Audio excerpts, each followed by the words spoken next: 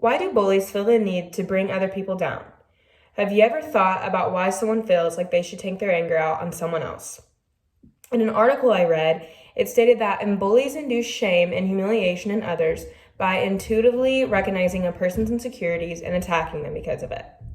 The bully's attacks are projections of their own shame and feelings of inadequacy that are modified to penetrate a victim's vulnerability. Attacking others not only halts any inclination to look within themselves, it also can be exciting as it stimulates the physical experience of power. Today, I will talk about different kinds of bullying, how bullying affects the brain, and different suicide statistics related to bullying. First off, I would like to talk about bullying on social media platforms. So, of children currently experiencing mental health problems, over 68% say they experienced cyberbullying in the last year. 59% say they have been harassed online. Next would be in-person bullying. This could look like gossiping excessively, teasing someone, giving someone mean looks, rude gestures, physically hurting someone, being exclusive, or harassing, following them, any of those things. One of my friends in high school had a bully for a short period of time, and every time she would see her in the hallway, she would push her into the lockers, she would spread lies about her and rumors. She experienced bullying for a short period. Next, I'm going to show my presentation aid. So, teens who report being bullied say that it's because of these things. So, 61% say that it's because of appearance. 25% say that it's because of their intelligence or test scores or grades. 17% say that it's because of race. 15% say that it's because of sexuality. Another 15% say that it's because of their financial status. 11% say that it's because of religion, and the other 20% say that it's because of something else. Now, let's discuss how bullying can affect the brain. Tracy Valancourt, a psychologist at the University of Ottawa, did a study on bullied boys and girls and came to the result that the bullied boys and girls have abnormal levels of cortisol compared to their peers that weren't bullied. Having abnormal cortisol levels can weaken the immune system and even kill nerve cells in the hippocampus, which is a brain region involved with memory.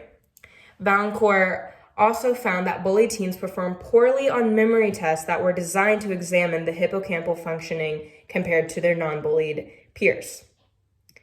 Klaus Migzek, a psychologist at Tufts University, did an experiment on rats by putting a bigger rat in a cage with smaller rats, and the bigger rat was more aggressive and the smaller one was more reserved. And the bigger ones would bully the small ones. And Migzek found that the bullied animals have higher amounts of corticostone, which is a stress hormone in areas of the brain that process rewarding stimuli like drug abuse. He found that the hormone can remain in the brain long after the stress period is over, which can result in drug abuse further down the line. Migzek gave the animals access to cocaine and alcohol and found that the bullied animals took more of the drugs than the non-bullied ones, even months later down the road after the stress period was over. Lastly, I will share different statistics related to depression and suicide from bullying. So, according to statistics reported by ABC News, nearly 30% of kids stay home to not get bullied. That's 160,000 kids. A study done by Yale University showed that bullied victims are between 2 to 9 times more likely to consider suicide than non-bullied victims. Suicide rates among 10 to 14-year-olds have grown more than 50% over the last 3 decades, and that was a study done by the American Association of Suicidology. And a study done by Yale School of Medicine came to the conclusion that a new review of studies from 13 countries found signs of an apparent connection between bullying, being bullied, and suicide. So throughout my speech, I have addressed what bullying looks like and how it can affect the brain. Today, I discuss what different forms of bullying looks like, how it can affect the brain, and result in long-term personality traits, and studies of different suicide rates related to bullying. I have presented many statistics showing that with the result of being bullied, drug use and suicide rates tend to rise. It is very important to be informed on this topic because it is something that will never quite go away.